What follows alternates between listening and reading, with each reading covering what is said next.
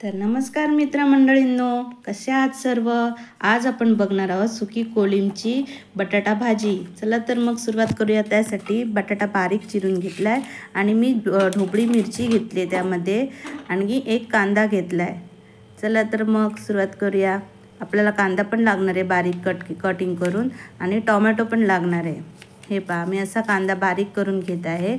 एकदम बारीक चिरलेला कांदा पाहिजे आपल्याला. आणि ही आज नॉनव्हेज भाजी बनणार आहे.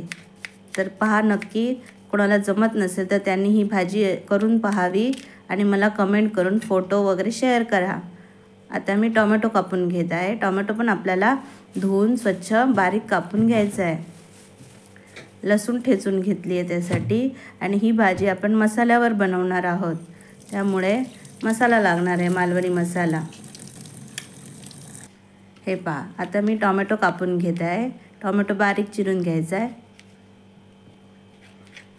जेणेकरून भाजीमध्ये तो मिक्समध्ये विरघळून गेला पाहिजे. म्हणून टोमॅटो बारीक चिरून घेतला आहे. कांदाही बारीक चिरला आहे. आज मी सफेद कांदा वापरला आहे. आणि कढई तापत ठेवली आहे गॅसवर. त्यावर तेल टाकलं, तापत ठेवले. तेल तापलं की लगेचच त्यावर लसूण टाकले ठेचून. सालीसकटच लसूण ठेचून टाकले. त्याचा एक वेगळा फ्लेवर येतो भाजीला. आता वरून त्यावर कांदा मी ॲड करते. पांढरा कांदा असल्यामुळे तो पटकन भाजेल.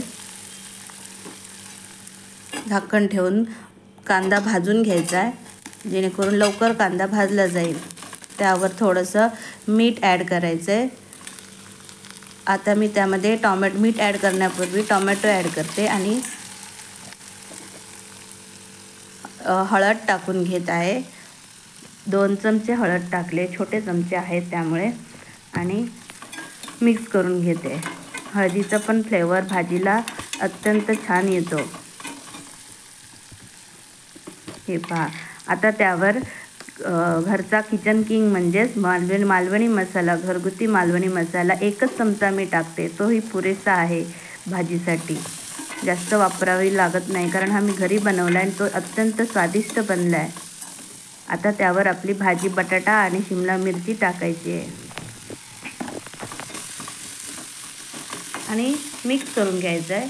2 मिनटं झाकण ठेवून आपण भाजीला वाफ यायला द्यायची आणि त्यानंतर आपण त्यामध्ये पाणी ॲड करणार आहोत.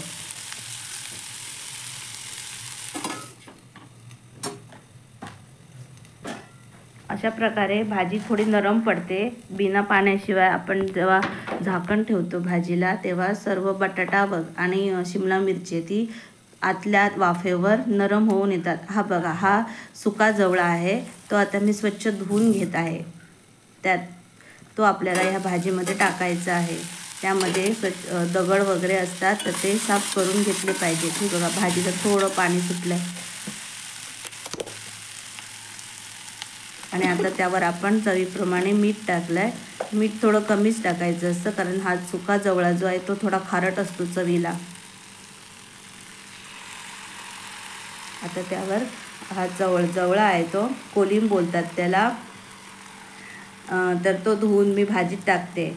आणि आता नॉनव्हेज भाजी कोळंबी टाकणार म्हटल्यावर आपल्याला त्यावर आंबटपणासाठी टोमॅटो तर आहेच, पण मालवणी रेसिपी म्हटल्यावर कोकम टाकावंच लागतं, नाहीतर त्याचा थोडासा असा वेगळा वास येतो. म्हणून आम्हाला ते जमत नाही. म्हणून मी आता त्यावर 2 कोकम टाकते आणि भाजी मिक्स करून घेते. आणि परत आतल्या आत वाफेवर शिजण्यासाठी झाकण मारून मी ठेवणार आहे 5 मिनटं. हे का, 5 मिनटं मी आता झाकण मारून ठेवणार आहे. 5 मिनटं झाली आहेत. ही भाजी छान शिजत आली आहे. आता थोडंसं भाजीतलं पाणी आटून गेलं आहे, त्यामुळे आता त्यामध्ये आपल्याला पाणी ॲड करावं लागणार आहे, कारण बटाटे अजून अर्धे कच्चे आहेत. तर ते बटाटे शिजण्यासाठी थोडंसं मी पाणी त्यामध्ये ॲड करते. अशा प्रकारे आता झाकण ठेवून 2 मिनटातच आपली भाजी रेडी होणार आहे. चला तर मग मित्रमंडळींनो, माझ्या रेसिपीज नवनवीन रेसिपीज असतात, युनिक असतात. त्या तुम्हाला आवडत असतील तर नक्की कमेंट करून मला सांगा. तसेच माझं चॅनल लाईक, शेअर आणि सबस्क्राईब जरूर करा. चला तर मग हे बघा बटाटा शिजलाय आणि आपली भाजी आता रेडी आहे.